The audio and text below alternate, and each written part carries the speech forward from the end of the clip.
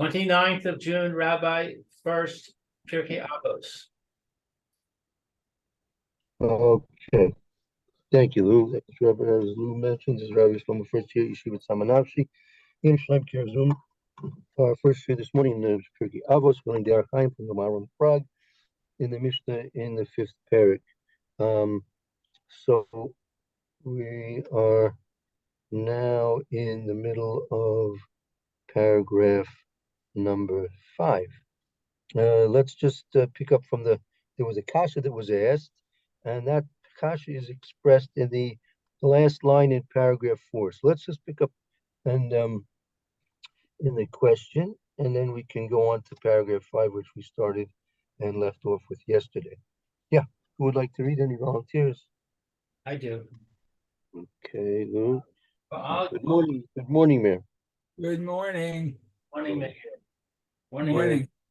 We'll be starting paragraph number 5 in a moment. Okay, thank you.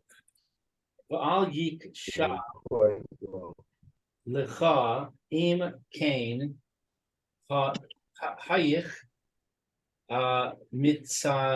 matzanu sheharbim atzmam chato de kasiv asher chet v'asher hachate. So there is to ask, or if you would ask, if so, how is it that we find that the public themselves can sin, as it is written that he sinned and that Israel sinned? So that's the question. Right. How can the public sin? Right, because if the person who is Mazaka the Rabbim, he's helping the Rabbim, he can't sin. So you would think even more so that the general public themselves, they can't sin. So how could it be that the general public in fact does sin, as we see from this pasuk? This pasuk is a reference to that the Klal Yisrael was in fact sinning. So how can that be? Varzeh ein kasha klal. This is not a question at all. Ki chol echad b'toch haklali hu parti bifnei atzmo. Because each and every person within the group, he is an individual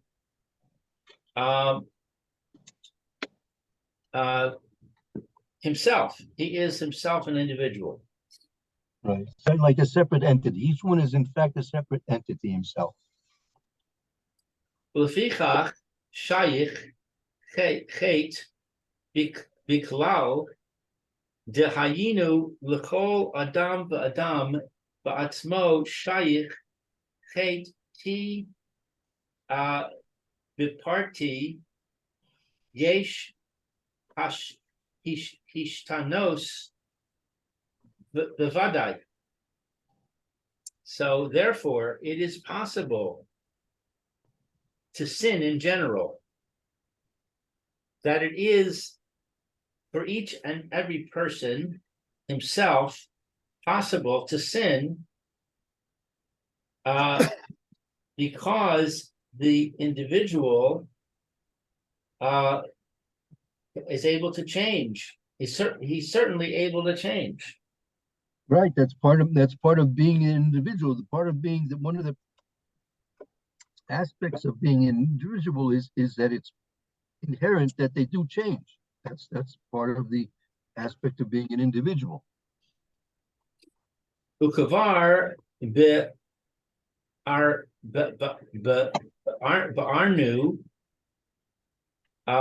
lamala be'perek Moshe Kabel she'ein shayich shenui bichlali v'haklali omeid v'hifrat hu ba'al shenui. So we already but what's ba'arnu? And we explained. We already explained above in the chapter of Moshe Kabel that it's not possible for a change in the group, and the group stands, and the individual is the one who can change.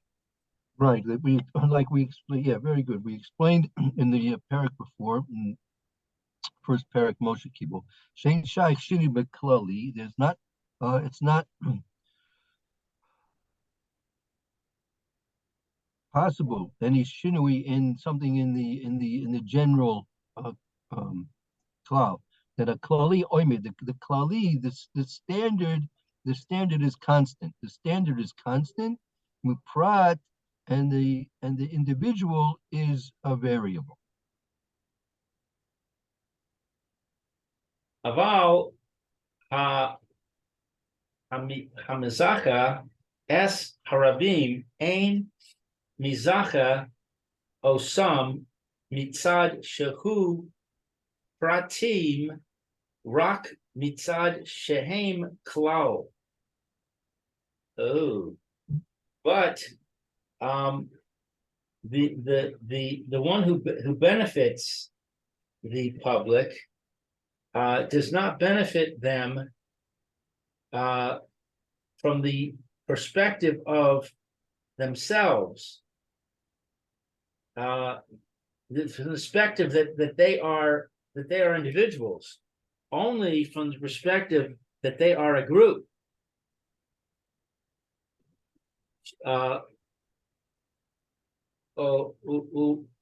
Moshe, that's Moshe Rabbeinu. Moshe al yado nosein Torah l'chol Yisrael v'harei hu zacha es haklal b'ma shehu klal. And Moshe, through his hand, gave the Torah to all of Israel, and now he benefited the group with what he is in the group. What's this last phrase?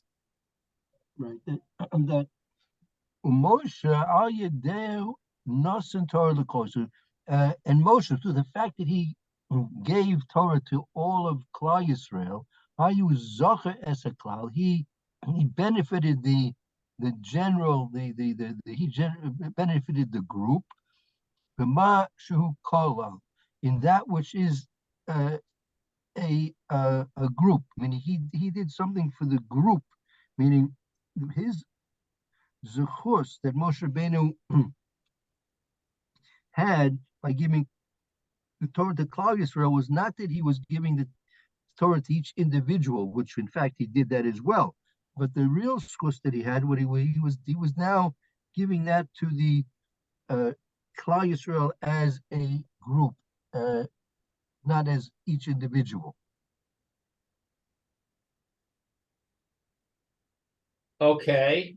So you said he also gave it to individuals. I was going to ask that. So, Right. but this is emphasizing that he also gave it to the group. Right. I mean, his receiving the Torah from HaKadosh Baruch Hu was done on behalf of all of Klal Yisrael, even for all generations. It wasn't even just for that particular generation, right?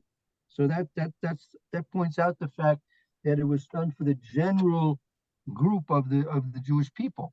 Now, there were instances where Moshe Rabbeinu definitely was doing things for the individuals as well.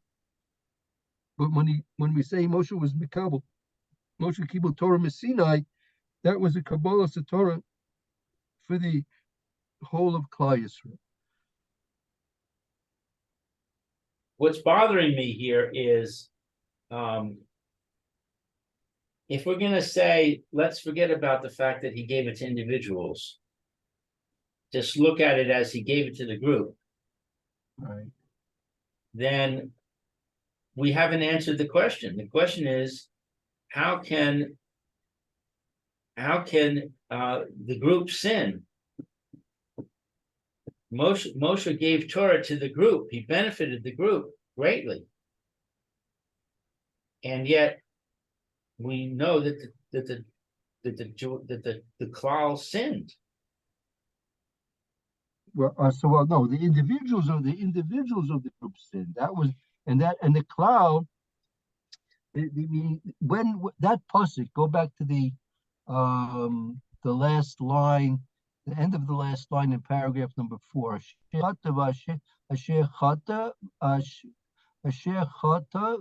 Asher echtei. Then that was a reference to the whole of the. Well, again, it's not really in reference to the whole of the Jewish people. It's really just Israel. Yehuda was not involved with that, if I'm not mistaken. It was just Israel, meaning the 10 tribes, not Israel, because they were already up.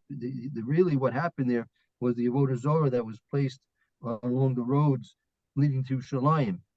So those people coming up to Shalim were in fact involved with the Avodah Zorah when they encountered it. So it wasn't like the whole. First of all, it wasn't the whole of Klal Yisrael. It was a majority, definitely a strong majority of the Jewish people that were involved with that.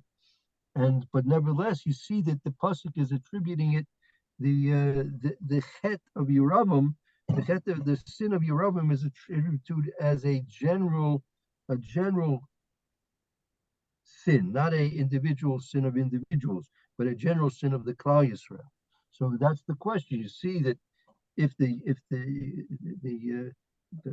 Klal is susceptible to doing sin, how can we understand that? Because the Klal, the general public, is supposed to be a constant, not supposed to be sinning. So how can that be? So the answer here is that the individuals, they are in fact the individuals that make up the group, they in fact can sin. Now, so what's the raya? What's the proof that he's bringing from Moshe Rabbeinu, right?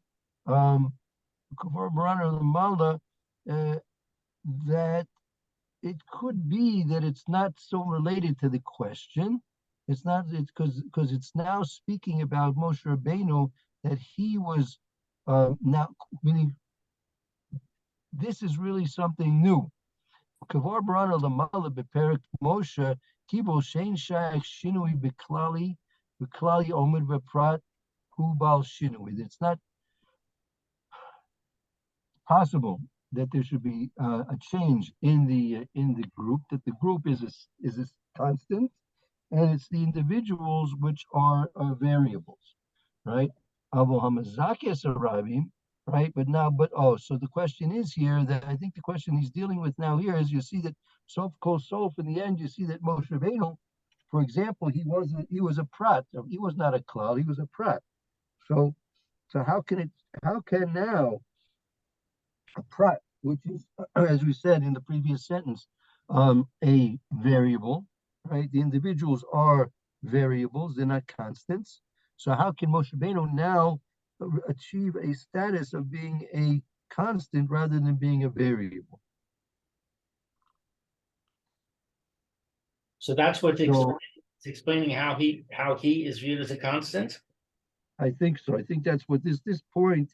I would really probably, if I was going to put this, I was going to reorganize this, I would maybe start a new paragraph, this words with Kavar Baranu, and attach this previous line and a half to the end of paragraph number 4. I think that would make it less confusing. Yeah, but even if you did that, I still would be asking, how does paragraph 5 answer the question? No, so I think the answer is, I think that's the sentence and a half of, first sentence and a half of paragraph 5 is the answer. Meaning that the cloud has to be a standard, a constant, and nevertheless, the individuals of the group of the cloud are in fact variables, right? So it's possible sin and change by the individuals, whereas by the general group, it's not possible sin. But that belies the word hechate, No, which so I wrote down. It means Israel sinned. right, so there that we understand now in a different light. We understand what that's referring to is that was such a large majority of the individuals did in fact sin. So it was as if the group was sinning, but it's not that the group changed, but it was simply the individuals in the group that was such a large majority of people that were sinning. It was almost as if that the pasuk uses the expression that the group sinned. Okay, but I'm not really. I mean, it seems like we're playing with the semantics here. I mean, if they sinned, then they changed. The group changed. That's the whole premise that we're starting with. That we say if a group sins, if a group has characteristics, and the characteristic of Israel is Torah. So if we sin, then we've altered our characteristic. Well, yeah, but not in terms, not in the consistency of it. Meaning, if it's like at the time they were Avodah Zorah, right? So even if the majority of the Jewish people were doing Avodah Zorah there, then right, that doesn't change the constant fact that Klal Yisrael it's forbidden to do Avodah Zorah, right? The fact that they're doing Avodah Zorah is in fact a sin, right? And it's changing them, but that change in the individuals is not possible to make a change in the constant property principle of the Jewish people that they are forbidden to do Avodah Zorah. So okay, in that aspect, so then our statement is meaningless. If you're going to say the group doesn't change, and then we say, well, the majority of the group sinned, but that doesn't change. That doesn't mean they changed. So it's impossible for them to change. Well, you haven't said anything. No, that's not. No, the point is like this. The point is that in spite of the fact that the majority, in spite of the fact that you may have a majority of the individuals of the group changing, right? That does not change the basic principle of the group. Well, of course, the basic principle of the group is a principle. It can't change. You can't. A principle can't change. Yeah. Well, no. You might see. Look, Irishmen that they don't eat fish on Fridays, right? So if all of a sudden they all decide to eat fish on Fridays, so now it's now Irishmen eat fish on Fridays, right? No, it's No. That's not what you're saying. You're saying if you have a principle, we hereby declare that Irishmen don't eat fish on Friday, and you all of a sudden they start eating fish on Friday, but principle hasn't changed. We still have the principle that Irishmen don't eat fish on Friday. That would be the counterpart to what we're saying about the Torah. Yeah, but no, but that again, that's the difference. But when you're dealing with the Torah doesn't change. That's a constant by Klal Yisrael, right? Other societies, cultures, religions, whatever you want to call them, their principles will change according to the members of the group. So what we're saying now is when we say klal, we're not talking about any klal. We're talking about only Bnei Yisrael. Yeah, or you could use like I've been using the periodical table of elements. The elements, they have their principles and they have their properties. And even if you mutate all the uranium in the world, right? So still uranium, as what it is, still has to maintain those properties. It may not exist anymore, but that's what uranium is supposed to be. Uranium, by definition, has those properties, right? Uranium, by that properties, has so many electrons, so many neutrons, whatever. I forgot all about that stuff. But whatever it is, if you change that, then it's not uranium anymore. But uranium has to have those properties.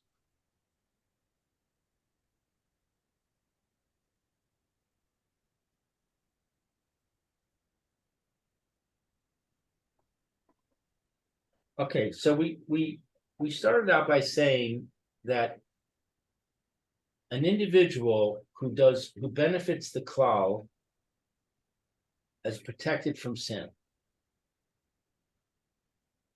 because the klal doesn't change, and therefore that individual, by attaching himself to the klal through doing the benefit, he now can't change either, which means he can't sin.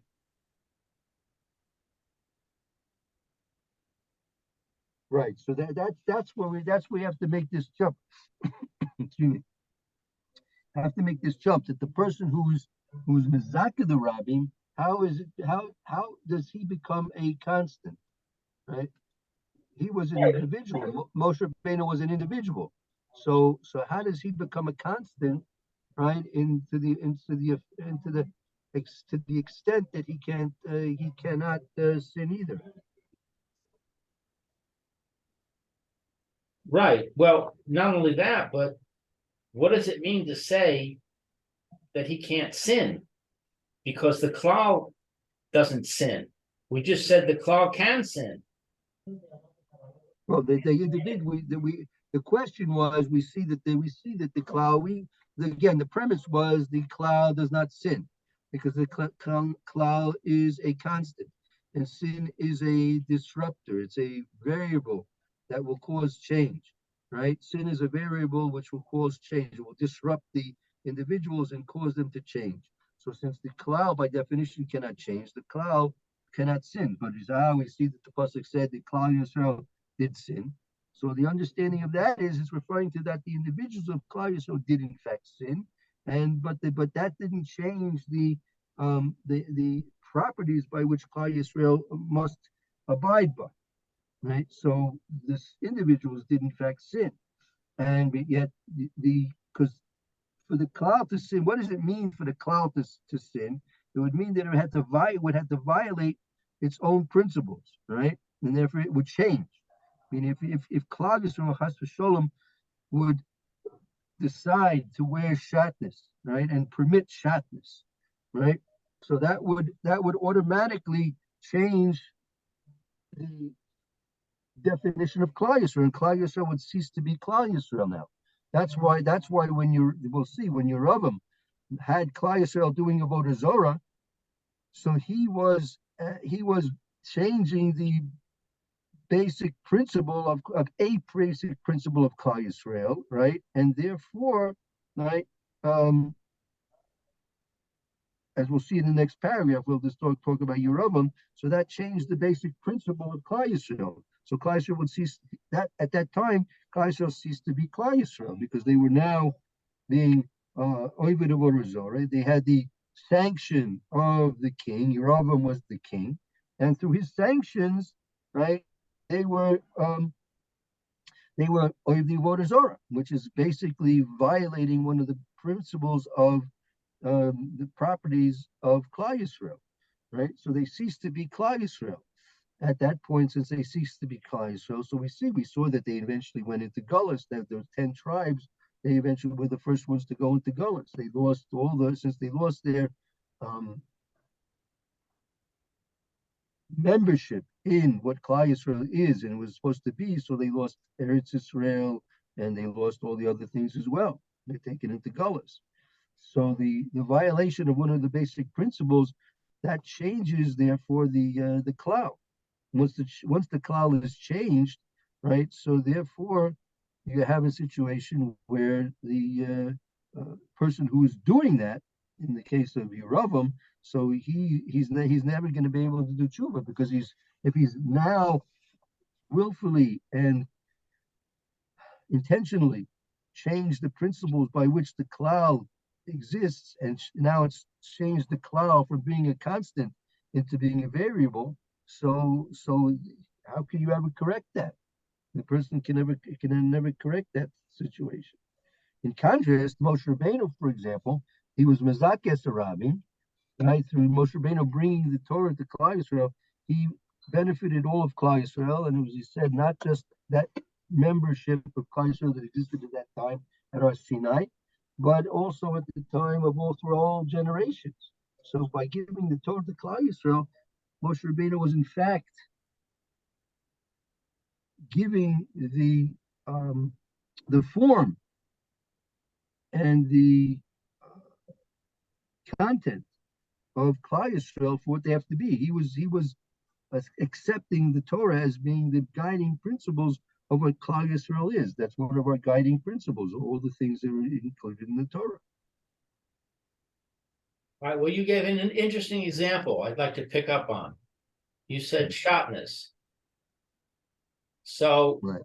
I would contend that right now, the majority of the Jewish people don't hold by shatnez. They don't think it's wrong, and they care less when they buy a suit. They don't check it. If it's shatnez, it is. If it isn't, it isn't. So does that mean we're not the Jewish people? Well, it depends. It depends on the extent, and it depends on exactly what. Now, a person who's over a lav, shatnez is a lav, sheish bo ma'isa, right? So again, that's why the example of Yeravam is brought. Yeravam, being a king, right? Being a king, the people had the sanctions of the king to do avodah zorah, Okay, so that's what made it much worse than if it was simply, so to speak, people through ignorance or perhaps just misinformation. They're taught and they believe, or they don't know that, for example, shatnez is something which is forbidden, right? But it's much different if there would be a official body that would say that shatnez is permissible, right? For Jewish people, shatnez is permissible. So that's a contradiction. Right? Well, would you consider the Reform Judaism to be a body that did that? Definitely so. Definitely so. That's okay, one so of we have that then. We definitely see that they sanctioned disobedience. They were sanctioning disobedience, and they still do, right? Okay, so does that mean we're not the Jewish people? They're not the Jewish people. They're not abiding by the principles. Okay, but what does that say about the rest of the Jewish people? If there's a lot more Reformed Jews than there are Orthodox Jews, then what does that say about the Jewish people as a whole? You see that in the case of Yeravam. Yeravam had the 10 tribes on. It was 10 tribes against 2 tribes. Right. 10 of the tribes were doing avodah zorah, but Yehud and Binyamin were not. Right? Okay. So nevertheless, you see that the 10 tribes went into Golus long before Yehud and Binyamin, and had Yehud and Binyamin done properly, they may not have had to go to Golus at all. So were Yehuda and Benjamin the Jewish people at that point, and the 10 tribes were no longer the Jewish people? Possibly. I mean, to one degree or another, exactly how much I can't say. So the group can't change because Hashem will see to it that the group is redefined so that it didn't change. Right. There'll always be a certain amount. Again, because of the Chet Egel, as we mentioned yesterday, because of the Meraglim. That's when Kadosh Baruch said to Moshe, listen, Moshe, we'll start over again with you, right? We'll take care of these people, and you'll be the new Klal Yisrael, right? You'll be the new, instead of coming directly from Avram Avinu, it'll come now through Moshe Rabbeinu. So Kadosh Baruch was willing to do that. He was wanting and willing to do that.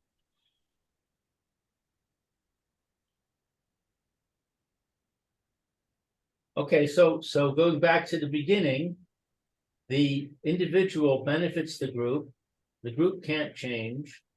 Therefore, the individual who has latched himself onto the group also can't change. So he's protected from sin. So now the group does change. So Hashem redefines the group, and so the group has not changed.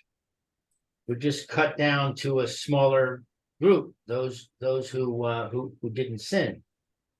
Right, the individuals of the group, right? The individuals of the group, meaning those individuals of the group that abide by the basic principles and properties of the group, so they will continue. Right? If they who adhere to the standard of the group, so they'll continue, and those who don't adhere to the standard, they'll unfortunately go to be lost. So as long as there's some remnant of the Jewish people who we're going to call the Jewish people because they're true to the Torah, then we say that the person who benefits that group is also protected. Right.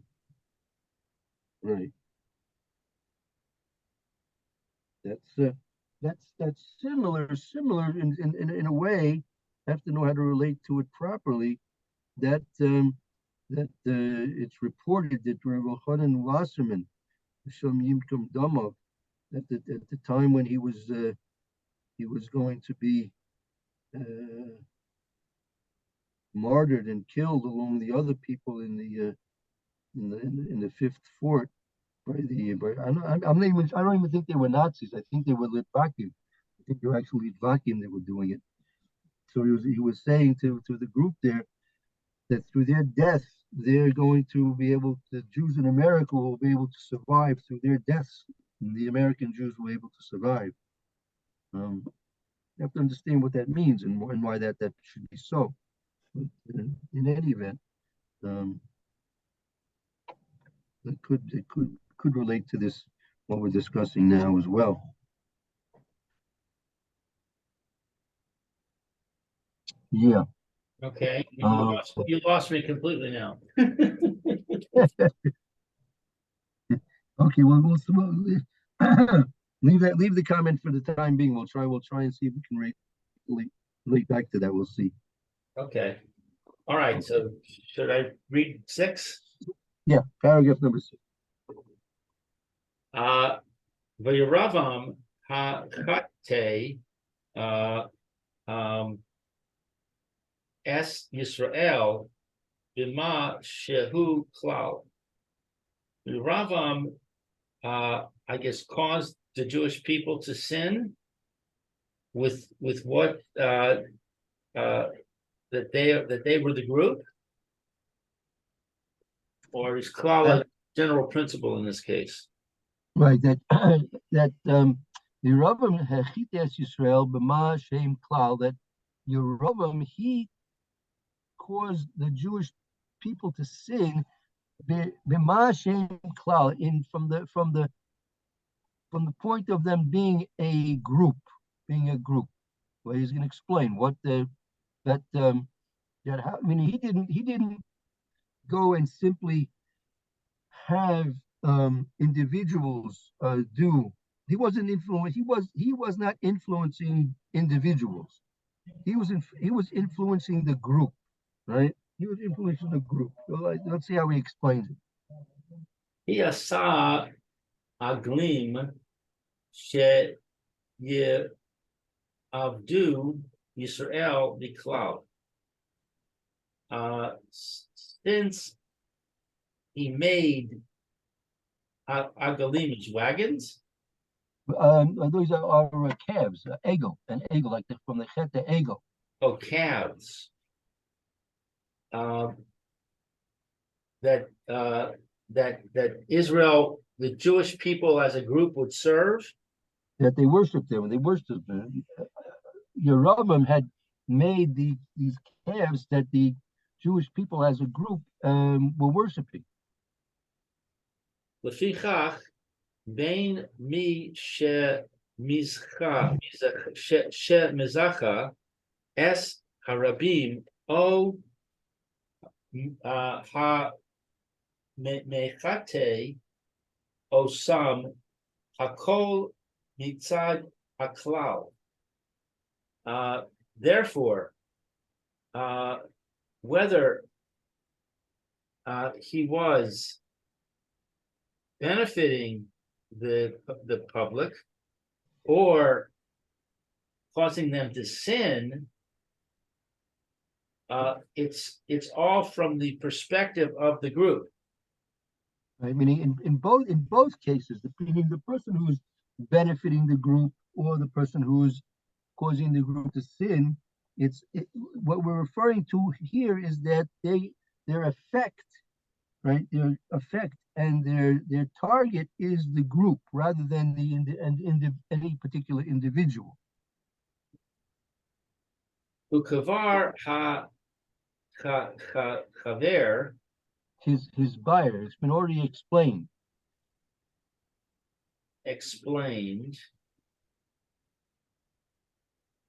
Ki haklali ein shanui bo ulefichach kasher haya mizacha es harabim v'his chavar el hamidrasha ha Eliona Hazos Shein Ba Shanui Kamo Shehu Anin Harabim Ein Chet Ba Al Yado.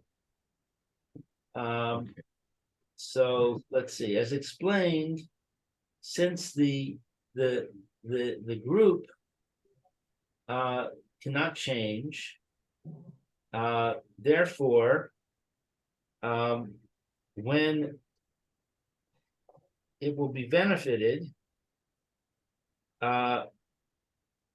it's when the public will be benefited,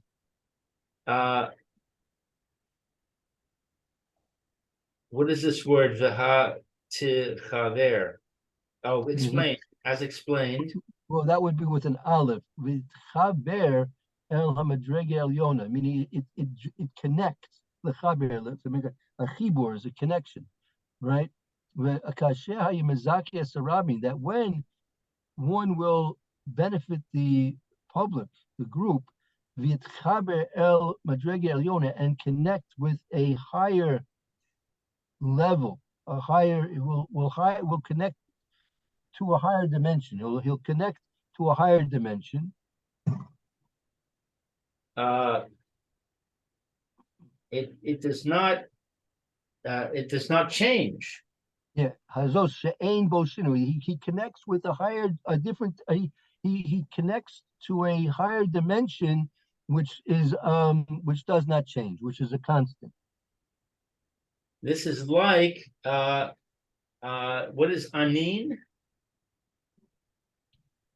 This is kamo shehu inyan harabim ein chet ba'ayid. It's like the point, the topic, the idea, the concept. This is like the concept of the public not sinning through their hand. Right, sin will not come through their hand.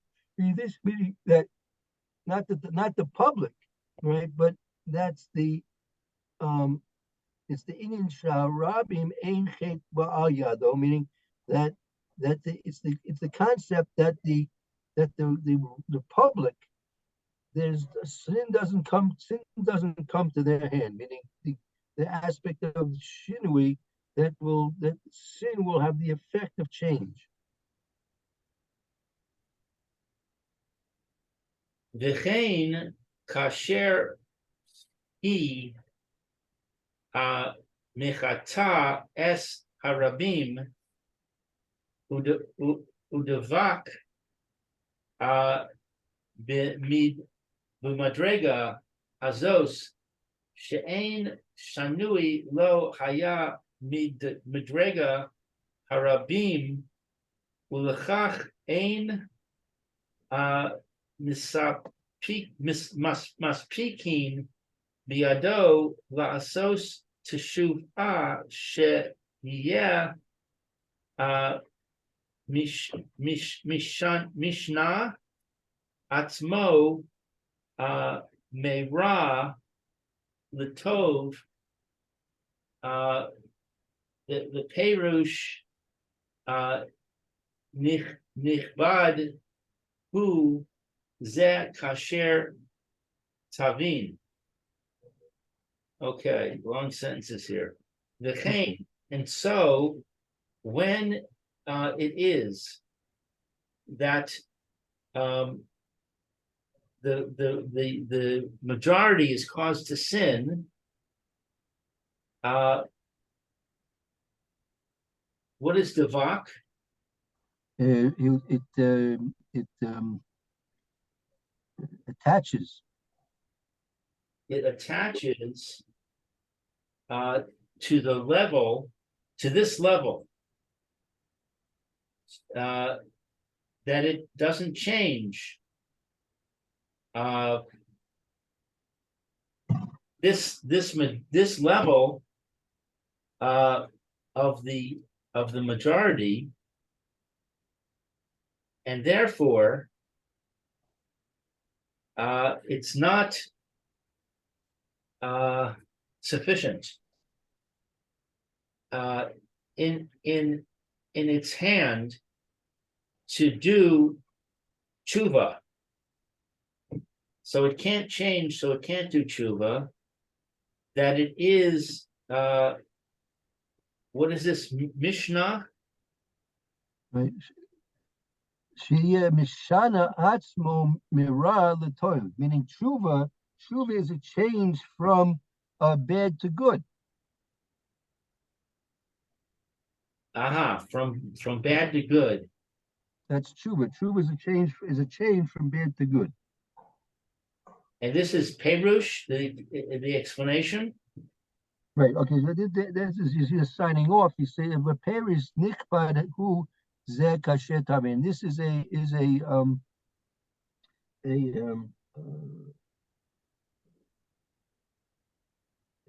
invaluable explanation as is understood. So what if we said now this okay, so getting into madregas and attaching, right. I lost it. So again, he's starting from here. Kvari is buyer. We've already explained. This is the second line in that paragraph. Yes. Kvari is buyer, so it's already been explained. Kia klali ein shinui, that the group, the klal is constant. There's no change. Therefore, when a person will benefit the rabbin, and therefore when a person will benefit the rabbim, he will connect to a higher dimension in which there is no change. There's no change. So just as the sin is not possible by the group because there's no ability for change, because sin again is the disruptor. Sin is the change from good to bad. So that's not going to be possible by the group. And on the other hand, the downside, when a person will cause the group to sin, that's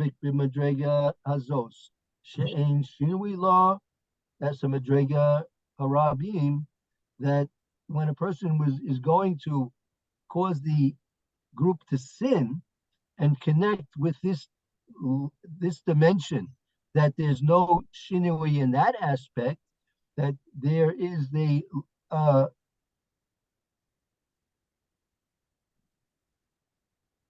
facet of it being a rabim, meaning he's causing the rabim to sin, right? So the rabim, a rabim is constant, whether it's going to be in a situation of sin or it's going to be a situation of zuhus, right? So, but the rabim, the property of the rabim is it doesn't change. So you can have a rabim which is going to be sinning, and you can have a rabim which is going to be not sinning. So if a person is going to be causing the group to sin, so now he attaches himself to that aspect of the rabim which is unchangeable, meaning that they're not going to be able to do tshuva either, right? Because the rabim in the aspect of being a sinning rabim, a rabim which has been led astray, they cannot do tshuva, right? Because tshuva is in fact a change from bad to good.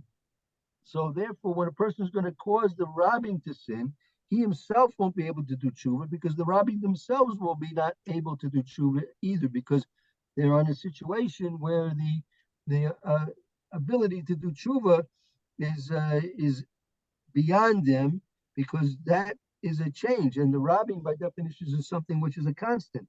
So you have a rabbim which is sinning, and you have a rabbim which is not sinning.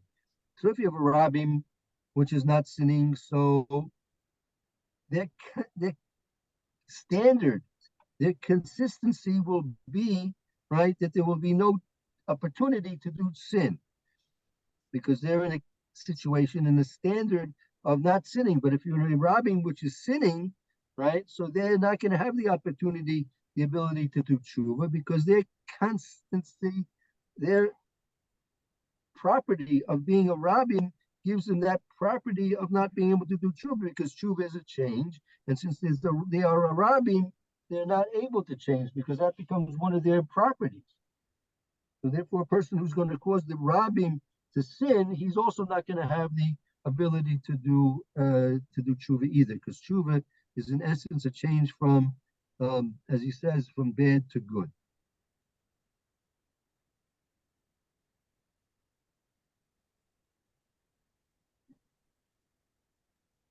Okay, if you want, next week we can maybe review this last paragraph. Yeah, I heard what you said, but I still didn't follow the madrigas. How Okay, that was fitting into this what you just said. Right. Okay, no problem. Just make a note that we remember to pick up with paragraph 6 at the beginning next week. Okay, I've got a pointer here. Very good, thank you. That way we'll be able to review this, and we'll hopefully be able to give a better explanation than we just did now. Okay, Rabbi. very good. Thank you, Lou. Very good. Thank you for your reading. And Okay, so great. And we'll be back in shortly with the Shir and Mishnah Berurah. Thank you, Mayor. okay.